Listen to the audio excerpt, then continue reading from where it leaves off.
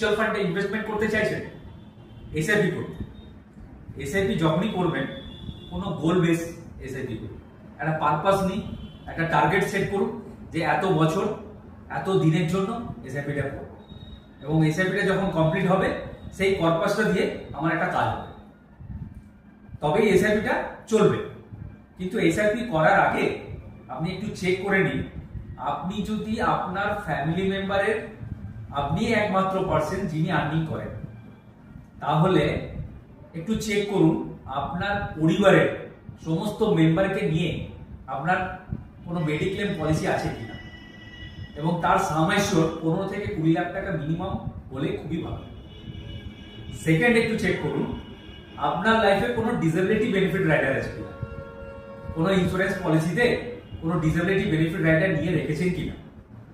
এই disability benefit রাইডারটা হচ্ছে এমন কোনো দুর্ঘটনা যদি সেই পরিবারের মেন আর্নিং পার্সনের হয় এবং দেখা গেল 2 মাস 3 মাস বিছানায় পড়ে আছে, তাহলে তো ইনকামটা বন্ধ হয়ে যায়। কিন্তু ডিসেবিলিটি বেনিফিট রাইডার নেওয়া থাকলে ইনকামটা বন্ধ হয় না, ইন্স্যুরেন্স কোম্পানি থেকে কিছু টাকা আসে। থার্ড হচ্ছে আপনার লাইফে একটা pure term plan. Term plan বলতে আপনি যখন মেন আর্নিং পার্সন, আপনার ডেথের সাথে সাথে সেই ফ্যামিলির ইনকামের ডেথ হয়ে যায়, সেই জায়গাটাকে প্রোটেক্ট করার জন্য বা সেই রিস্কটাকে আপনি ট্রান্সফার করে দিন কোনো ইন্স্যুরেন্স কোম্পানিতে টার্ম লাইফ ইন্স্যুরেন্স করার জন্য। এই টার্ম লাইফ ইন্স্যুরেন্সটা সাম এশিওর কত হওয়া উচিত? আপনার ইয়ারলি ইনকামের 20 গুণ।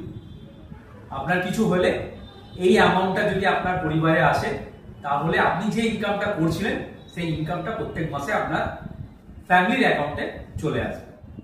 4 নম্বর হচ্ছে এমার্জেন্সি ফান্ড। এই এমার্জেন্সি ফান্ড কেন করা হয়? ধরুন আপনি কোনো বিজনেস করছেন, দেখা গেল একটা বিজনেস থেকে আরেকটা বিজনেসে আপনি সুইচ করছেন, 5 থেকে 6 মাস ওয়েট করা হচ্ছে, ভালো মতো রিটার্ন আসছে না, তাহলে খরচাটা কিন্তু কমে না। ওই পিরিয়ডটা চালানোর জন্য একটা এমার্জেন্সি ফান্ড রাখা উচিত। এমার্জেন্সি ফান্ড বলতে আপনার মান্থলি যে খরচাটা হয় সেটা 6 মাসের খরচা আপনি আলাদা করে কোথাও সরিয়ে রাখবেন, এমন জায়গায় রাখবেন যেখান থেকে টাকাটা কিন্তু খুব তাড়াতাড়ি যেন উইথড্র করা যায়, কোথাও যেন ব্লক করে রাখবেন না। এই স্কিমগুলোতে ইনভেস্টমেন্ট করার পর আপনি এসআইপিতে ইনভেস্টমেন্ট করুন, গোল বেস করুন, যাতে একটা গোল থাকে, পার্টিকুলার কোনো গোলকে যেন ফুলফিল করে আপনার এসআইপির পারপাসটা। তাহলে কি আপনার এসআইপিটার মধ্যে ব্রেক করতে হবে, এইটুকু।